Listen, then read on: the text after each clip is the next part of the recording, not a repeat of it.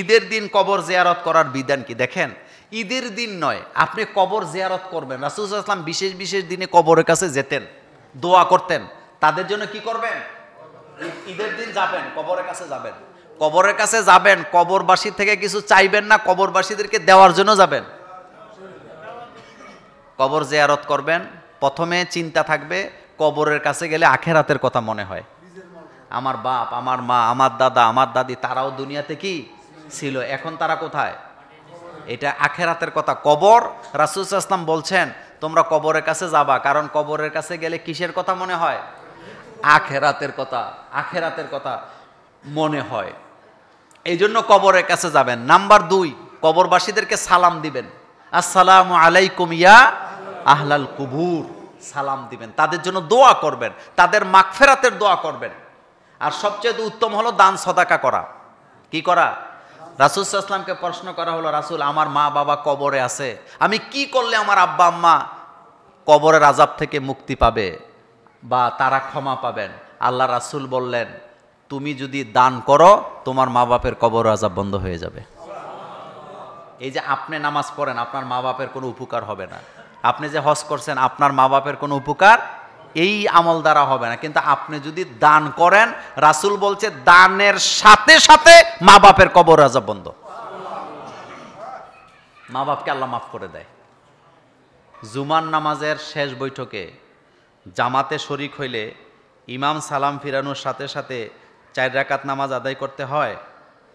ঈদের নামাজে এই রকম কোনো নিয়ম আছে কি? জুমার নামাজ কাজা হয় না। কি হয় না? এজন্য জুমা যাদের ছুটে যাবে তারা জোহর পড়বে। তারা কি পড়বে? জোহর পড়বে। কিন্তু ঈদের নামাজের তো কোনো কাজা নাই। ঈদের নামাজে কি নাই? এরপরে ঈদের নামাজের বিকল্প কোনো নামাজ আসেনি। ঈদের নামাজ পড়ি আমরা কয়টায়? 9টায়। আচ্ছা, এই প্রশ্নটার উত্তর দেওয়ার আগে আমি আরেকটা কথা বলি। আপনি ঈদের দিন ঈদগাহে যাবেন, এটা আপনার জন্য আনন্দ, এটা আপনার জন্য সুন্নত। আপনি গোসাইতে গোসাইতে এত দেরি করে কেন ঈদগাহে গেছেন যে আপনি নামাজটাই পান নাই? ঈদগাহের মধ্যে ওয়াজ মাহফিল আসেনি? কথা কয় না। ওয়াজ মাহফিল আসেনি?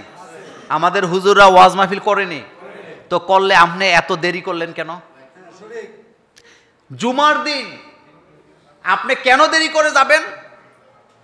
দেরি করলেন কেন আপনি? কারণ আপনার মধ্যে ইসলামের প্রতি যতটা দরদ থাকা উচিত আপনার মধ্যে, ঈদের নামাজের দরদ আপনার মধ্যে নাই। শোনেন, আপনি যদি সিদ্ধান্ত নেন যে আমি এই কাজটা করবই ইনশাল্লাহ, কেউ আপনাকে এই কাজ করা থেকে আটকাতে পারবে না। আর আপনি যদি কন শরীরটা বেশি ভালো না, কোমরটা ব্যথা, আচ্ছা আস্তে দেরি উঠতে আমার কি শেষ, কাম কি শেষ। আমার মাহফিল কোথায়?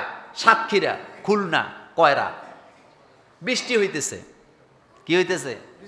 তা আমি যদি মনে করি এত বৃষ্টি তুফান দিয়া ধাক্কায় দোক্কায় যাইয়া কি ওয়াজ মানুষ হইবনি, তো বাদ। তাহলে আমার দ্বারা আর সাতক্ষীরা যাওয়া হবে না, এটা হবে আমার জন্য একটা যুদ্ধের ময়দান। কিন্তু আমি যদি সিদ্ধান্ত নিই যে আমি মাহফিল দিছি, এমনও তো হইতে পারে আমি মাহফিলের কাছে গেছি বৃষ্টি নাই, হইতে পারে কিনা? আমি যাব, মাহফিল হোক চাই না হোক। আচ্ছা বলেন তো আমার জন্য কাজটা সহজ না কঠিন? কারণ আমি তো সিদ্ধান্ত নিয়েছি আমি যাবই। কেউ মারা গেছে, আমি যদি সিদ্ধান্ত নিই আমি তার জানাজায় যাবই, আল্লাহ আমারে পৌঁছায় দিবে। আর আমার মধ্যে যদি আবেগ না থাকে, দরদ না থাকে, সময় থাকলেও যাইয়া পাওয়ার সম্ভাবনা নাই। তাহলে প্রথমে কষ্টের কথাটা বলা, আপনি এই কাজটা কেন করবেন? যে জুমার নামাজটা আপনার থেকে ছুটে যাচ্ছে, ঈদের নামাজটা আপনার কাছ থেকে ছুটে যাচ্ছে, তবে এই নামাজের কোনো কাজা নাই। জুমার নামাজের বিকল্প কি আছে? জোহর। কথা, জুমার নামাজের বিকল্প, তো ঈদের নামাজের বিকল্প কি কিছু আছে নাকি? কিছুই নেই।